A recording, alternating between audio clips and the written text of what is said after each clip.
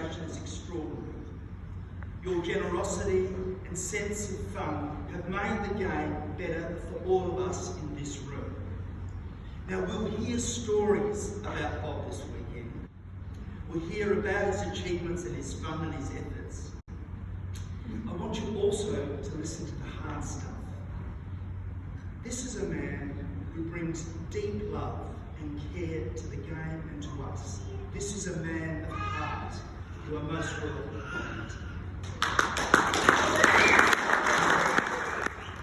We said Bob was one of our handball icons, a wonderful man, a true sportsman, a much respected handballer in Adelaide and at national and international level.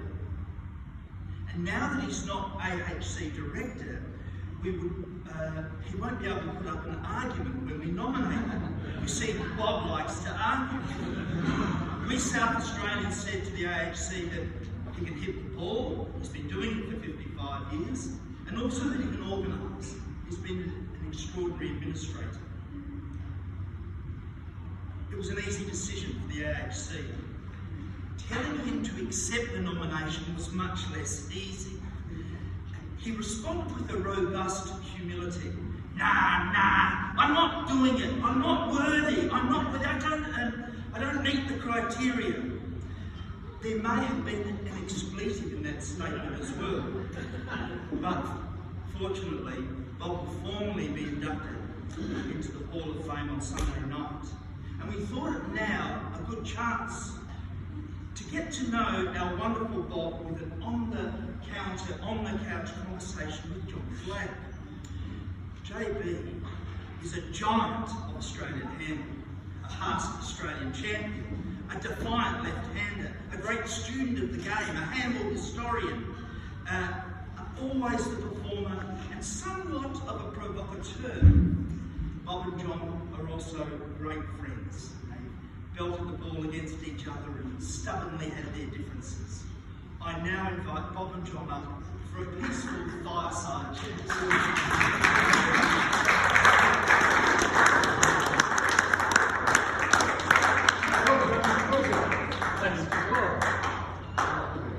Thanks very much.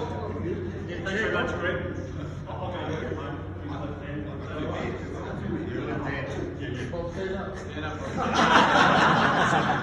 I'll have to speak up with those scripts because I'm in the chair. No chair. Good to see you. I did ask for Bob to be put into a straitjacket, but that request was straight. Look, can I just say good afternoon, everyone.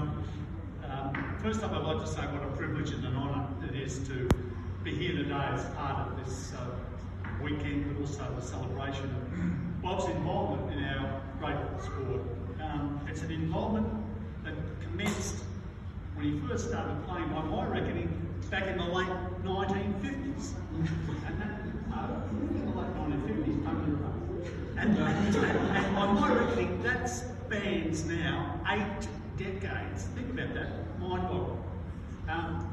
He's handball's man for all seasons. He's a man who is ready to cope with any contingency and whose behaviour is always appropriate to every occasion.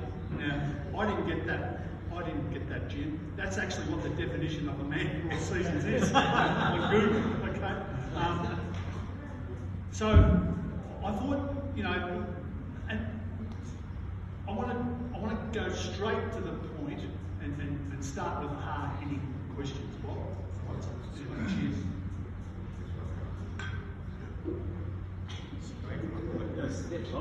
Who is the second best left-hander you've seen or played against? No. Assuming that Victor Lucy has the best left-hander you've seen or played. No. Before we delve into Bob's handball career in this special edition of On the Couch, I've had a brief discussion with Bob yesterday, and very brief. I mean, we're on the phone for no more than 5 minutes because Greg, he echoed just about word for word exactly what you said about not worthy. There were plenty more expletives, I can tell you. But anyway, but he did say that, and I'll say a bit more about that later on. But before we delve into that, I asked Bob if I could cover a few areas of his life outside of handball, which people, and some of the South Australians will know this, some of you might know some of the stuff I'm about to say, and some of the Vicks might, I doubt many of you would know, because you know, he's a very humble individual, believe it or not. I know it's one for Ripley, but believe it or not, he is a humble individual. So what I thought I'd do is just, and I've got not many notes. I want to talk first of all about your family, right? And can I just interpose by saying my first trip to South Australia was in 1968. It was a pre-season trip. Vicks were playing South Australia. I'm assuming Bob had something to do with that. Bob and his great sidekick with Kyle. But Vicks were playing South Australia, and it was juniors and seniors playing. And my late twin brother, Tony, and I were part of the Victorian contingent of school boys. And we drove over with two guys who are probably playing up there now, Warren Moran Pipcorn and Bernie Rudy. And it was my first, Tony and I stayed at 45 Adelphi Crescent, which always stays with me, mainly because I used to get along with this in Black But I stayed at 45 Adelphi Crescent on the Pangalalaka. You're going to say I'll keep drinking. And that was my first taste of South Australian hospitality. Bob's mother, Mary, and his dad, Russell, and known as Joe. I asked Bob the other day, what's Bob in his dad's name? He said, Joe. I said, I'm going to check this out. So I went out today and checked with Damien, what was your grandpa's name? And he said, Russell. I said, well, thanks very much, Bob. Anyway, it was my first time. Yeah. A stalwart of the West Adelaide football club and a bootmaker. Okay, so tell us a bit about growing up at 45 Adelphi Crescent, where you went to primary school, etc. Jeez. When you said half an hour, I said, Bob said to me yesterday, how long is this going to take us? 20 minutes. Three and a half hours. Back where I grew up, on the pedal one. Jeez, it's getting heavy here. Marion Russell, Joe. Joe was a pigeon man, he was a bootmaker. I worked with my dad for 1 year as a bootmaker. My hands kept on getting dirty, and I said, no, this is not for me. Yes, and it took me about 6 months to tell Dad I just couldn't keep doing the bootmaking job. This was after you left School. Yeah. Tell us about school. CBC. Primary school, you went there? I went to Falmouth, and then I was in the local area. Then you went to service to Wallball School. Yes, worked out that, yeah. Saw handball, and that was my game from then on. Yeah. So you saw handball, that stage, did you play any other sports? Football, of course. Football, this is the usual. It's football, cricket, tennis. Okay, so you just fell in love with the game? Played it? Yeah, I mean, a lot of people sitting out there fell in love with the game. Yeah. And that's what we're still playing. Yes. I just love it, yes. Right. And did you go in there for the weekends? Or just... Every day you could. Just bike, gym, myself. Before we played cricket or before we played footy, you go to school, play handball, and then you go and play sport. Did you know cycling, did you? I did, yes, yeah. We used to do it. Okay. So, left school and went to Dad. Went to work for Dad for 1 year until I said, no, I couldn't do this anymore. But we agreed to mutually, it's got to be a father and son, but unfortunately, quite work out father and son. Dad took it well, it was all right. Yeah. And he didn't keep me going, he was there. And then I went and pushed into the ANZ Bank. Right. Yeah. Did you apply for those? How did you get there? I applied for the ANZ Bank, applied for the SNA Bank, I applied for the Bank of SA. Adelaide Bank, the three banks. They all merged together. I joined the ANZ and stayed there for 7 years. CBC, just back to CBC, what did you get to at school? Were you a platoon? Do you have to bring that up?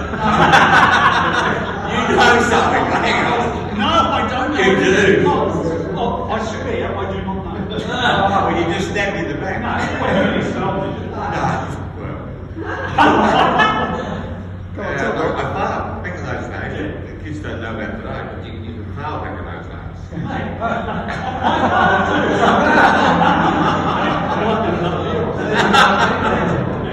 So a couple of years of intermediate, and that was enough for me. And that was a long association with you. 37 years.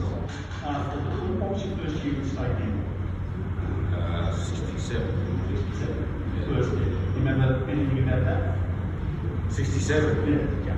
I got from juniors to the A's in the team, and I lost my game. That was in the juniors. No, when I played my first senior game. Right. I got a cup.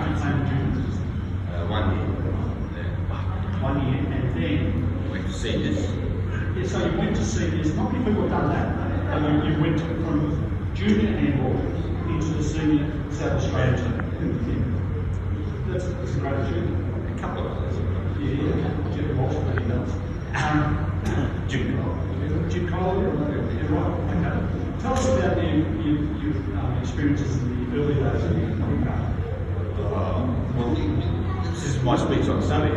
You can't. No, I know that. I explained to you yesterday when I was on the phone. There are a lot of people here tonight who will be at the dinner. It's fine. But there are some people who won't be at the dinner. And there'll be people at the dinner that won't. I look at Dylan King, Darcy, and Jack and those sort of. I wish you could look at Dylan King because Dylan's going. like you said, it's I wish you could look at Dylan King. We have that. Back in those days, you looked at Fallon, Deluzio, Pipcore, Summerhays, Kay, those guys, and we said, they're old. Jim and Saul walked up with, we're fresh, we're young, and they just took us apart. They were just playing us apart. The first couple of years of my growing up was very hard. And then there was a team that you actually had to call the volunteers when you got to Sydney. 68. 68. Yeah. Well, were you part of that team? Yeah. And you got involved. Yeah, we got rolled. Yeah. You have to bring it up. No. No, South Australian handball was very low. That was the split up we had. We looked for players we could get to see. And we got there with, played And then you got success in the 68, 69. Those years, actually, South Australia were in Victoria, New South Wales said, we have to cut South Australia away from the championship. This is not playing strongly. We were trying our heart out, but we stayed, and by 1970 we got up the cup. Okay, so then Darwin comes along in what, 71, 72? You went to Darwin? 3 years.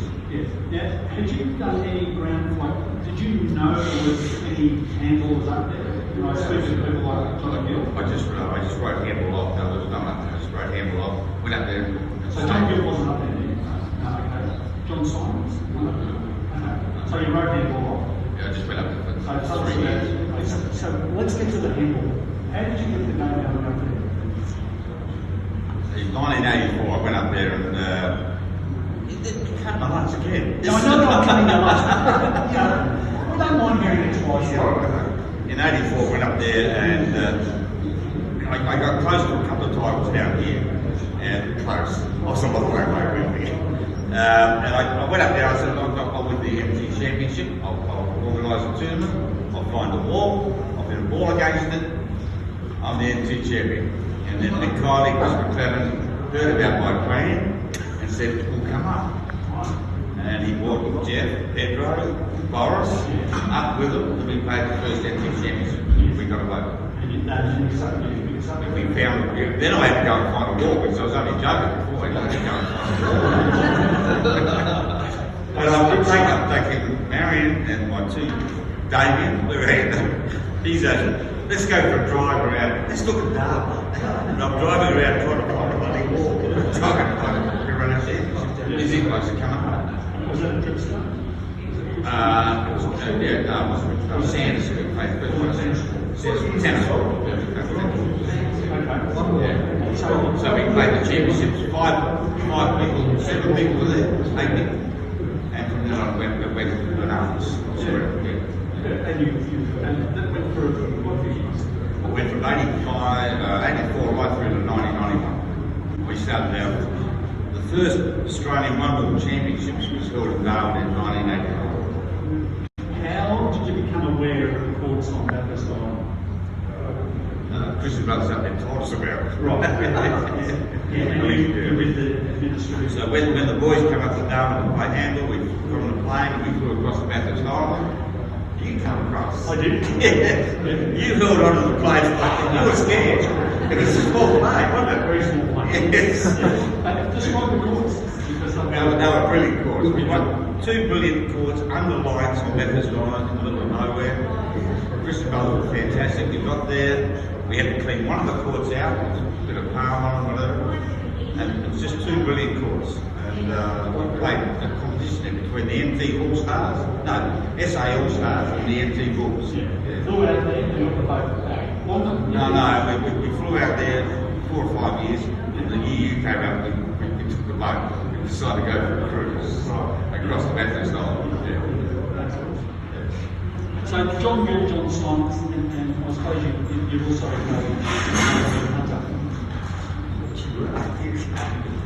Brother Ian Hunter, Brother Ian Hunter, when we got the handball in Darwin, we advertised in the paper who wants to play handball. And all of a sudden, it's amazing when you go to Darwin and you advertise, all these Christian Brothers College boys from Townsville, Melbourne, New South Wales came in. And actually we started a CBC reunion dinner, and we had 80 odd guys who came to the CBC reunion that were living in Darwin. They didn't play handball, unfortunately. They came to a dinner for the next 3 or 4 years. It was just fantastic. But in the meantime, our main aim was to try and find handballs, to get the dinner, we were looking for handballs. And we found about 10 real good handballers that Ben Gill's here. Ben was about that high.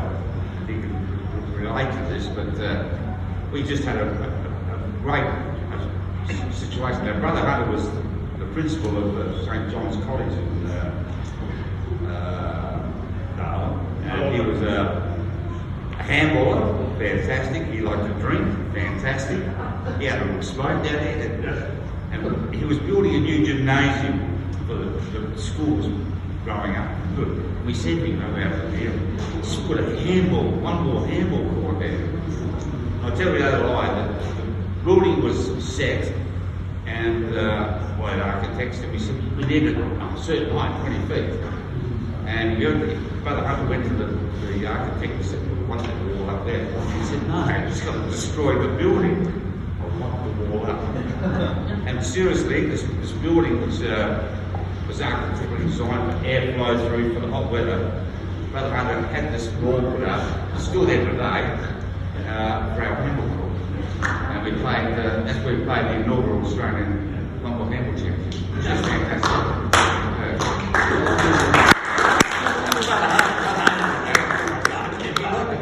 Yeah, that's right. But I mean, your powers of persuasion, your love for the game, better they came through. Like, I came through a lot. I mean, that was, I would say, very. Is that right, Ben? Except it wasn't St. John's, it was a lot. I love the college.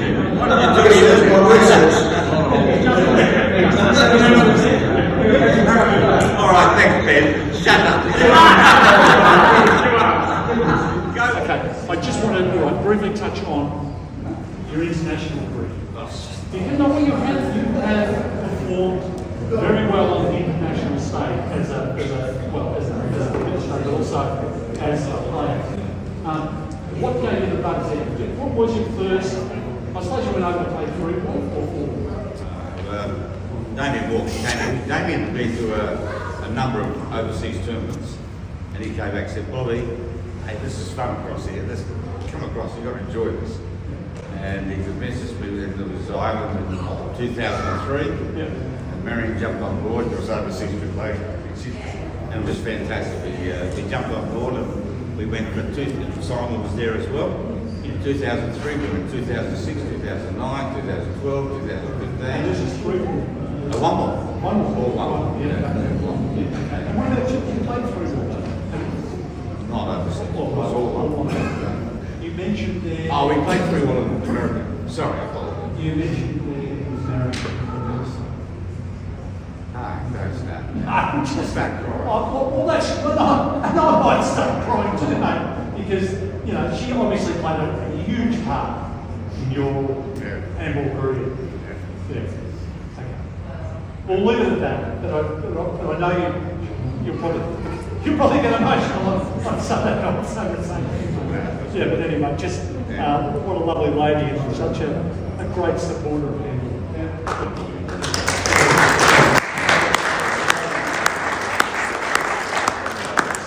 We'd be remiss of me not to talk about administration. Oh, shit. Executive Director, you're the outgoing Executive Director, South Australian President, South Australian. Did you ever lower yourself to be Secretary? Or I came through the ranks. You came through the I did come through the ranks. Yeah. And who inspired you, or just the sport inspired you? Or No, I think back in those days, the need for Jim talked about the great committee they've got now, which is just fantastic. Back in those days, we did have a need for people to fill in roles, and I think that's where I filled in and just loved it, filling in and started doing it. Yeah. Committee, secretary, committee, treasurer, and then president. I'm not going to put you on the spot, and you can name 2 or 3, you don't have to put them in order, but is there one player that stands out as the best player you've ever seen? You can't. You can't. Well, name a few of them. I guess, yeah, you have to. You know. You won't offend me. Actually, you were on.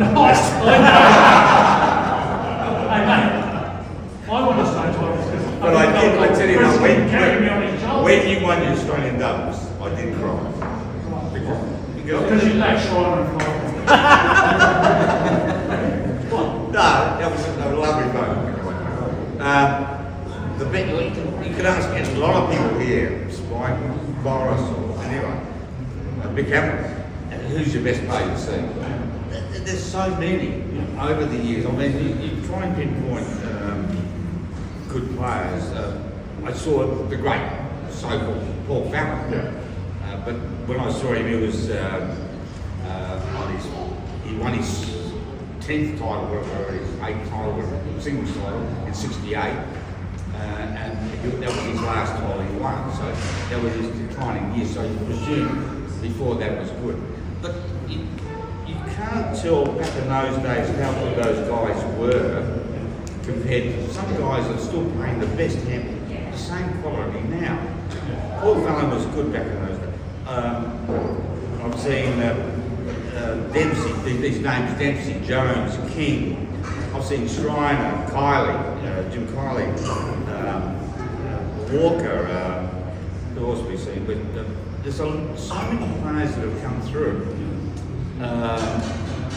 The only player that I was talking to Bertie today about a certain player, but right that impacted me more, not so much because of his ability, but he changed the game a bit. Was this bloke called Victor Luzio, and he can talk about himself here right now, but he came into the game in the late 60s, and he had a great left hand, he had a spin serve, and he impacted on the game. And I thought he changed it a bit and made the blokes following him better. I wouldn't say he's the best handball I've seen, but he made a big impact on the game, I think. Yeah. How proud of Brody are you? Absolutely.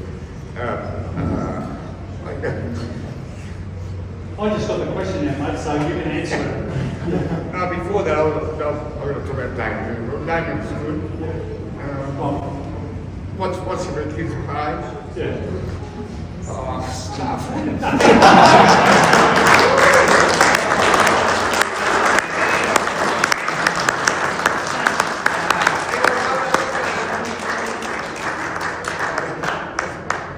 Damien was great when he won the junior title. Brody to see him, I just love that game, and I'll talk more about that on Sunday. Ladies and gentlemen, I think we'll wrap it up, but I just wanted to say, if ever there was a person worthy of the accolade of member of the Australian Handball Hall of Fame, it's this bloke. He has just been absolutely outstanding.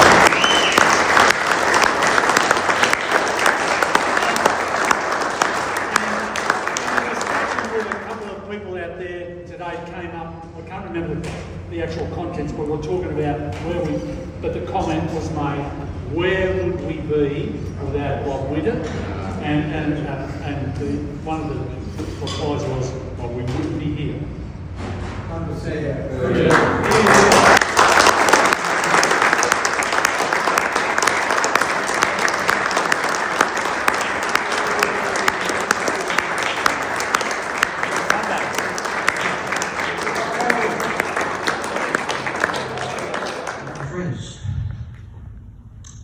I offer an apology before I start.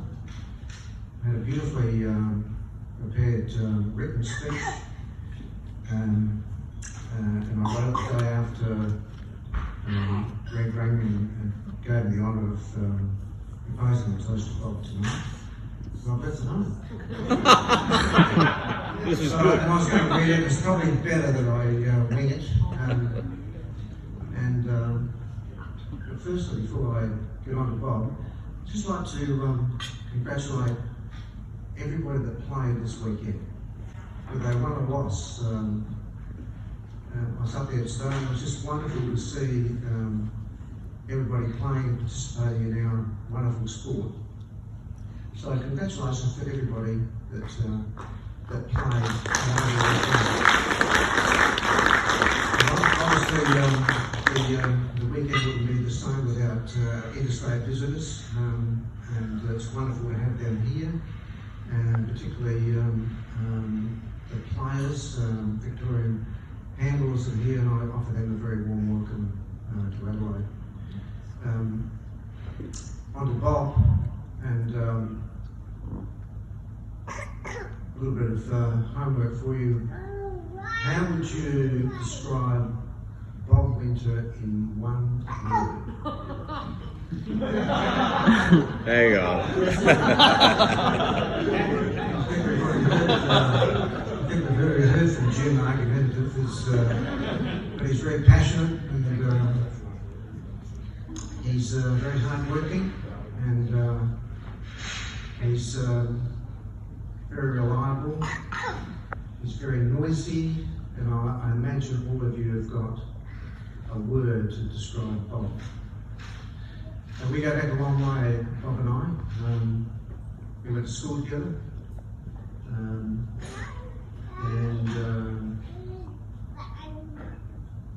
I hate to state the obvious, but Bob was older than me.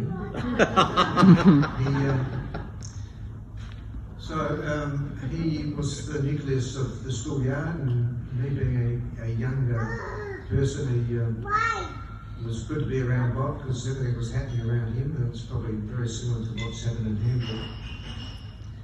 Bob was a first aid in football at CBC.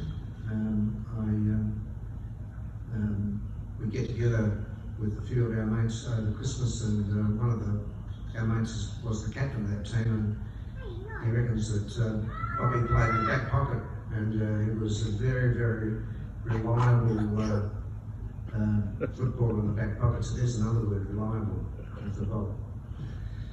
Yeah, and so, I've known him for over 60 years. It's been a wonderful friendship. And I wish I had my notes for the next paragraph.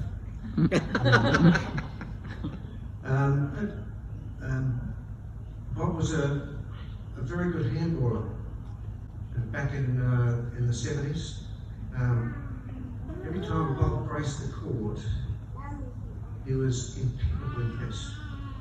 He wore volley sand shoes, wore footy socks. He had very tight white shorts. He had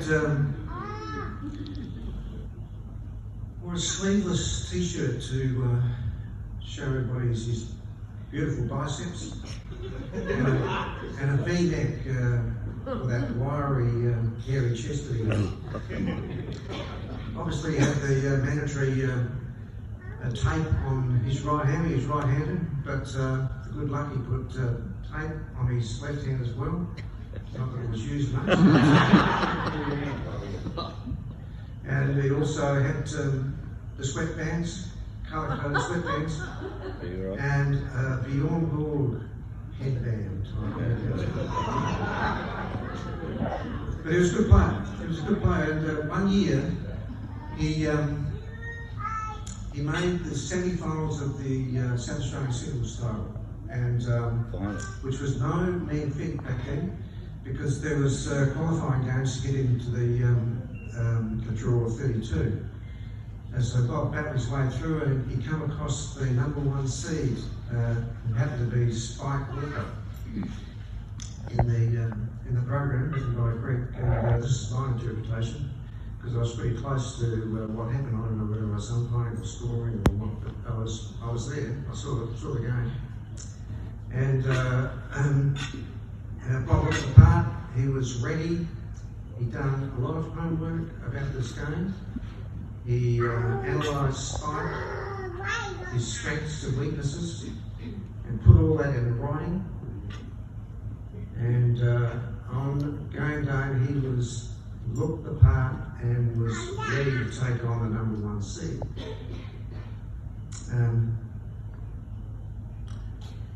On game day, he won the toss, went up to the front of the court, and as Bob used to do in big games, he'd walk up to the front wall and put his hand on the front wall.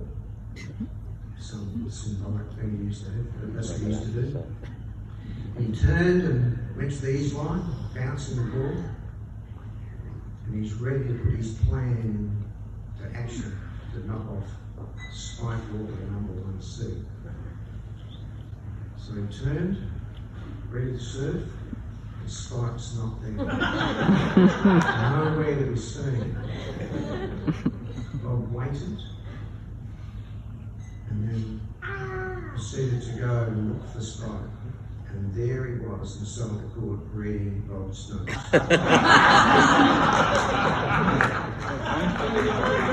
You'll make it. Bob and I travelled all over Australia back in our single days, went on holidays, and on every occasion, Bob was looking for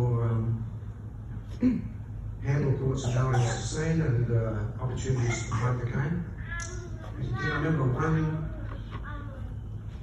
year in the 70s, we travelled to Tasmania. He found this beautiful court. It was either in Hobart or Launceston, I can't remember. But Bob's on the phone to the sportsmaster, and the next day Bob and I put on an exhibition game, and there were about 90 kids watching. It's just amazing, his dedication and his thinking about the game. And I remember another occasion, 4,000 or 5,000 kilometres north of where we played that exhibition game, Bob found a court, actually 2 courts, on the Tiwi Islands, on Bathurst Island, which is the Tiwi Islands are just off the coast of Northern Territory, about 20-minute flight from Darwin. So God knows how he found them, but they were beautiful courts. Actually, they were lit, floodlit, just incredible. Needed a bit of a tidy up, and Bob did that. Julie Bob cleaned the courts up, and then for a period of time, every year we had an annual event on these courts on Bathurst Island, and lots of people in numbers from South Australia and Victoria and New South Wales travelled every year to put on this, to play in this tournament that Bob organised, and who else could have done that?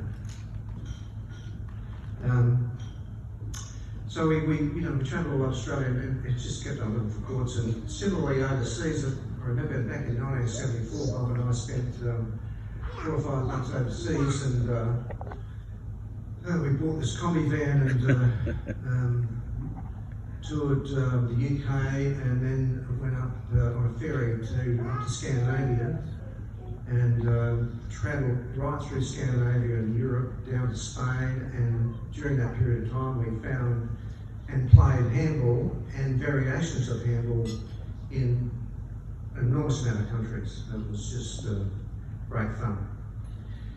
On that same trip, we came home via the United States, and we already pre-organised that we were going to enter the US Open 3-Wall Championship, which we played which was in Columbus, Ohio at the time, and we had a great time there, and Bob in particular was just staggered by the popularity of the game and who was playing, and there were players from every state of the United States there. It was just a real eye-opener for us. We ran into, there was a guy who was playing, it's not about play actually, he was a senator. His name was Senator, what's his name? Tom Freeze, his name was, remember? Tom Freeze. Yeah. Senator Tom Freeze. And we got to know Tom, and over the period of the tournament, and he said, well, where do you guys going next? He said, oh, well, here or there, and in Washington, week after next or whatever. So I go to Washington, good, right, okay. He said, give me a ring when you get there. I'll organise a private tour of the White House for you. And duly, we got to the White House, and there's this bloody line around the corner and up there, and Bob struts straight up to the front gate and says, we've got a special invitation, and we've got a special tour of the White House through handball. We've travelled far and wide around the world playing handball, and Bob discovering courts all over the place. Discovered that, Boris would love to hear the story, Elvis Presley, Gracelands, Elvis Presley's home has a handball court. He built a handball court. Not that he was a handball, he's a racquetballer, but there's a handball court. If you go to Gracelands right now, Google Gracelands, you'll find a handball court in Gracelands. There's also a handball court which Bob discovered, which is on a US aircraft carrier. It's out of commission at the moment. It's out of commission now, but there were almost 3,000 crew, and this court during the voyage was booked 24 hours a day by the crew members. So it's interesting where all these contacts with handball. So Bob, just everything was, he'd think about handball. I don't need to tell you all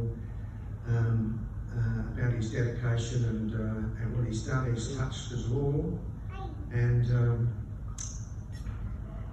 I would like to, and he's got his wonderful reward tonight, and I congratulate him on it, and we all congratulate him on it, and I would like to ask you to change glasses and be upstanding as I propose the toast to you. Jeez.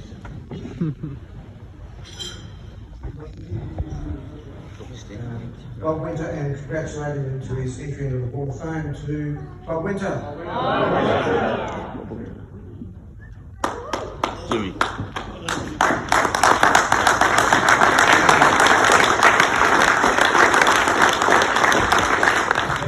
That's very nice. Appreciate that, and I thank you very much for the journey we've been on together. Anyway, from as you say, from junior days in school, which we spent time together and playing handball together. I thank you very much. I just want to throw in a few more thank yous if I can, before I give up the story, whatever it may be. And that's the SA Handball Association for my nomination into the Australian Handball Hall of Fame. Under what circumstances, I'm not too sure, but I guess I've been around for a while, so I might have a bit of longevity, so that's good. And then for the Australian Handball Council to accept that nomination and put it through. So thank you for both those organisations. The people that have come along, as I already mentioned, to Nick Elmer and Rosie have come up from New South Wales, or down from New South Wales, I think it's called. I've known Mick for a long, long time, and so from his junior days, right through to up to your third or fourth retirement, you went through when you played handball, retired, came back, played handball, so I think you're still playing, just. And thanks to Paul Sweeney, outstanding. Thanks, buddy, for coming down. I appreciate it. I've known Paul ever since I started playing handball. Tangles, as he was known. Tangles is, because he was dangling. He just got around the court and he swayed and he just got to the ball. It was fantastic to watch and play handball, and I appreciate that you were playing when I got there, saw you play, and actually I couldn't learn anything from you, you were too good, but it's really good that you come down and say hello. I appreciate it. To all the VHA contingent who travel across today, or this weekend, to be involved in the 104th tournament, and to see the room here, it's just, the whole weekend's been a bit overwhelming for me because I'm not really in that sort of receptive sort of thing to get all this attention to a degree. And one of those Victorians is John Black, who I've known for such a long time. He stayed at my parents' place when I was there when he was a junior, and that's friendship. We've had arguments along the way. Rose says, "You arguing again?" Along the way, but he's such a good friend over the years, and I appreciate you being here, John and Rose. Thank you very much. And to all the Victorians, which is to make the carnival. We argue. It's good to see. It's good fun. To Greg, who put his article in the news program, or the program, beautiful writing. Thank you, Greg, for that. Might have been a top bit, buddy, but I appreciate it. And for the program that you have produced for this carnival, it's just fantastic. Thank you for that. And I just think that I went to the show, as we always do on a Friday night, to welcome. I think that's just one of the good shows that SA put on so well. And we're lucky to have the pavilion there, which just celebrates the show so well. So the ladies that just gave us food, and we had a good night. Greg organised it all well. For the SA Handball Association, was just great. So for those ladies, and they know who they are, Linda and Lydia, Leslie, and Joe, and it was fantastic. Thank you very much. It was just great. I did ask Greg to write. He writes so well to write my speech to save me doing it. And he said no. No, it's all yours. So here I go. Now, when I was 7, I started playing handball. That was good. I got a bit of a joke. Okay, I'm not really going to start at 7. Don't worry about that. I'm actually going to start when I was 10. All right? Yeah, that's not too bad either. Yeah, we'll move on. All right. I'm not going to start there either.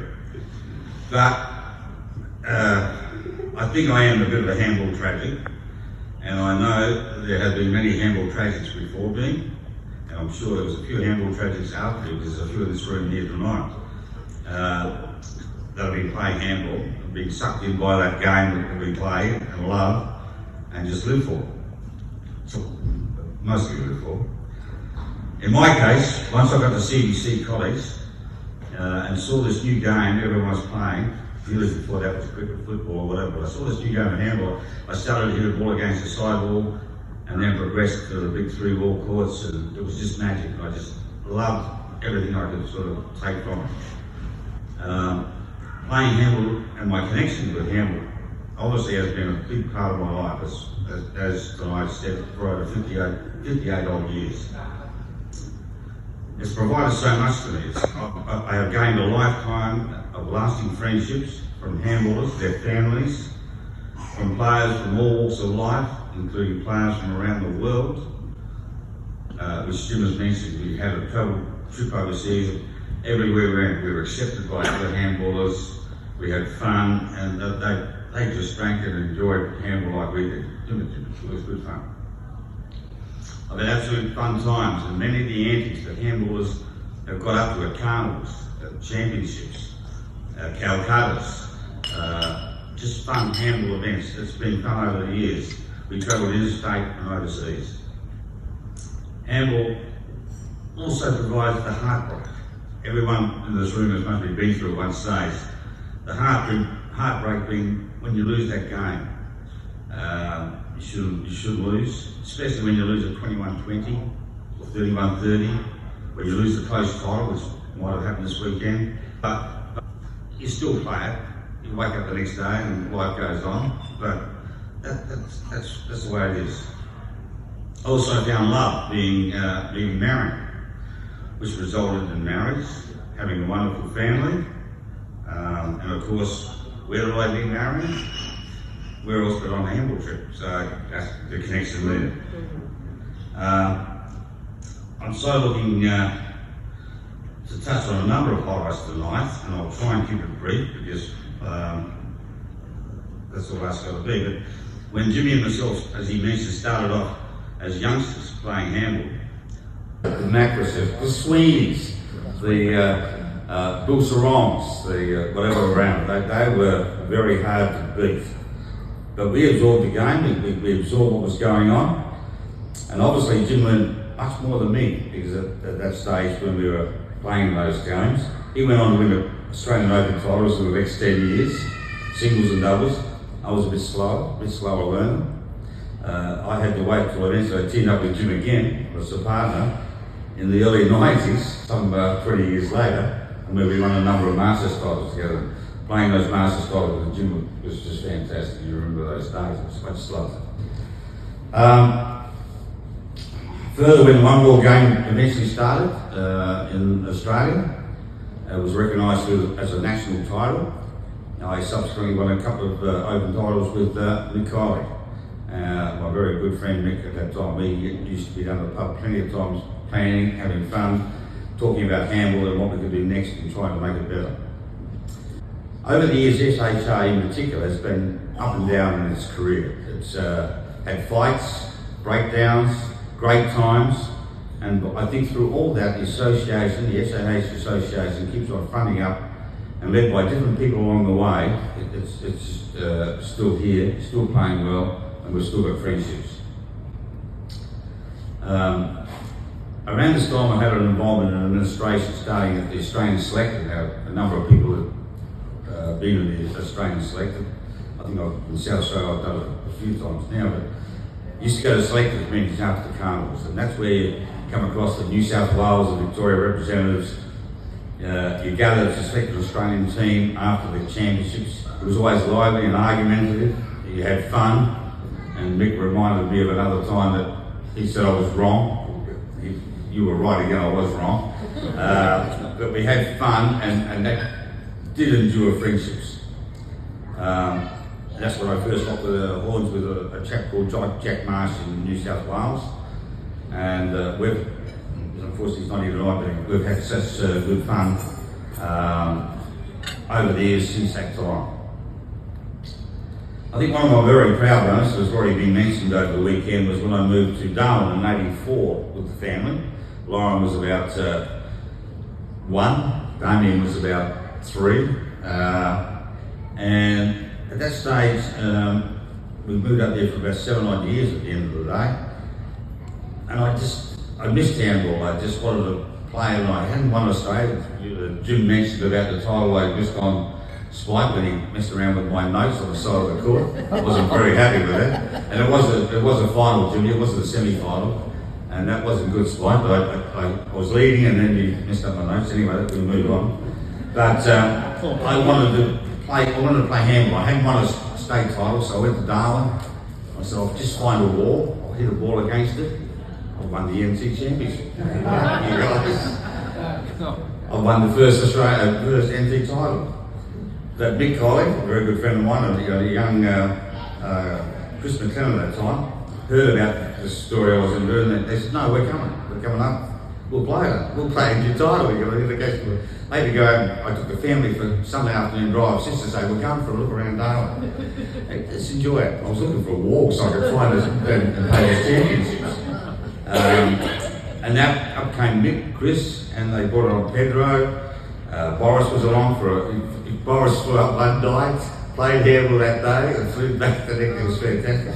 Jeff O'Donnell was there, and we just had a great time. We found other people that wanted to play handball, and we played the first NT Championships in '85. After that first year, new players were travelling to Darwin, as Jimmy mentioned. We started expanding, and people came up. Peter Fitzgerald, Lou McKenzie, Darryl Law was up there living and having a good time. I've got to tell that story. Darryl Law is a classic handler. He just loves the game handball. And it's so hot up there. Like Darryl was so keen. He's playing the NT Championships. And he came out about half an hour, 3/4 of an hour before the game. And he just warmed up. He was hot to trot. But when the game started, he was stuffed. He just couldn't go up. It was just, and he was so enthusiastic. It was fantastic.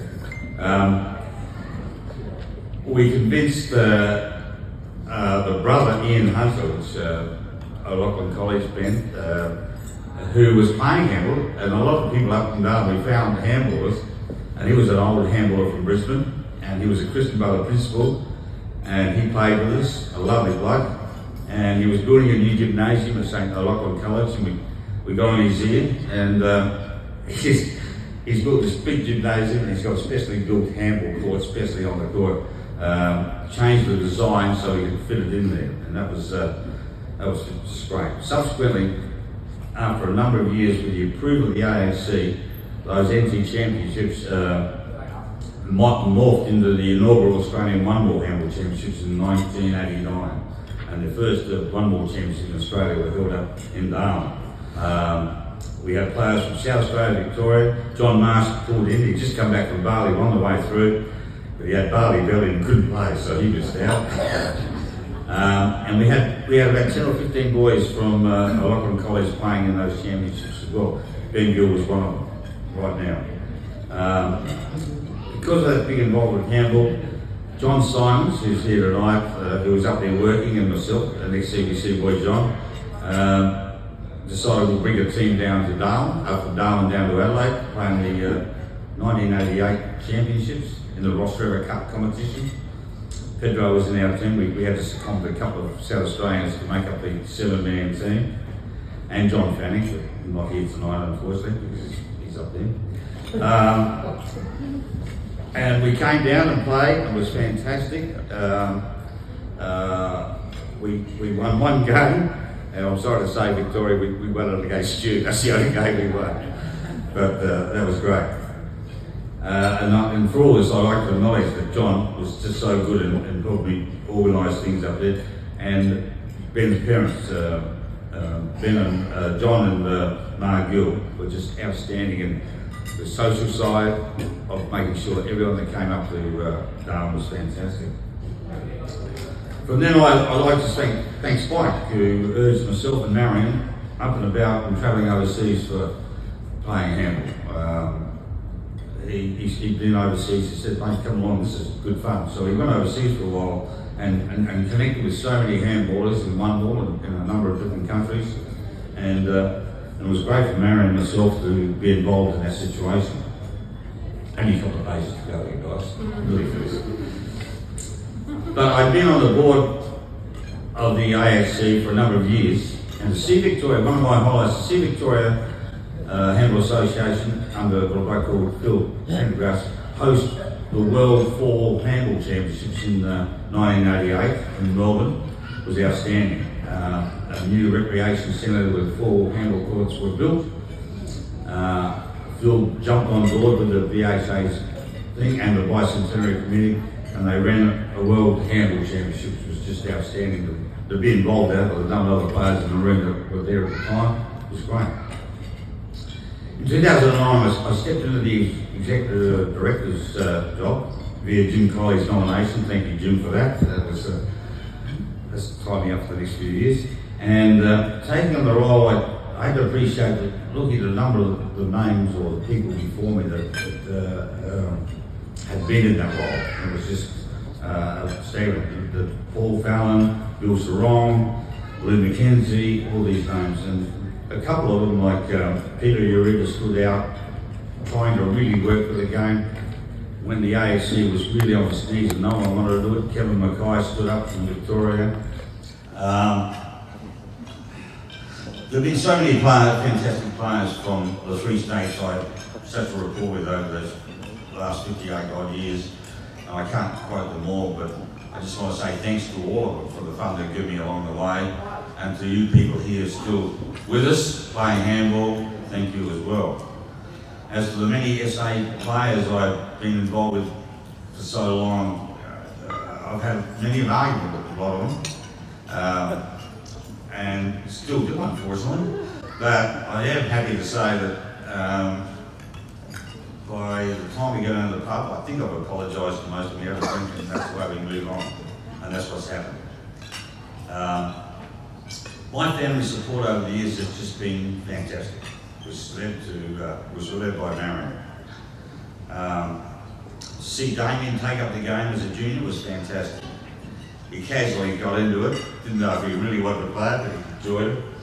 And I was very proud when, as a junior, he broke a drought of 44 years. 53. 44, I checked that out. Yes. I checked, I got the record straight. It was 44 years. The Wayne's always right. In which SA had no junior champions at all. The last one being Tony Ravesi and Jane and Rebecca with us tonight. Tony's daughters. Tony won in 1955, and then Damien won both singles and doubles in 1999, which makes 44. I'm proud of you, buddy. I remember being so proud. I remember he had, sorry, Layla, he was with his girlfriend that day, wasn't he? And she was next to me, and I was in tears, and I had a staggering moment. I said to her, God, I just bought a new Holden. It was a brand new Holden, about 4 months old. And I said to her, she said, he can drive the car for the next week, he's going to have it. Lately, unfortunately for him, but luckily I said no by the end of the night. He said, no, you can't have it. So that was gone. Then to watch Brody start hitting a ball, started hitting a handball at 5 on the side of the St Kilda courts in 2007. It was great. Myself and Spike were losing a game on the main court, and he was having fun on the side court with someone else. But anyway, we can move on from that.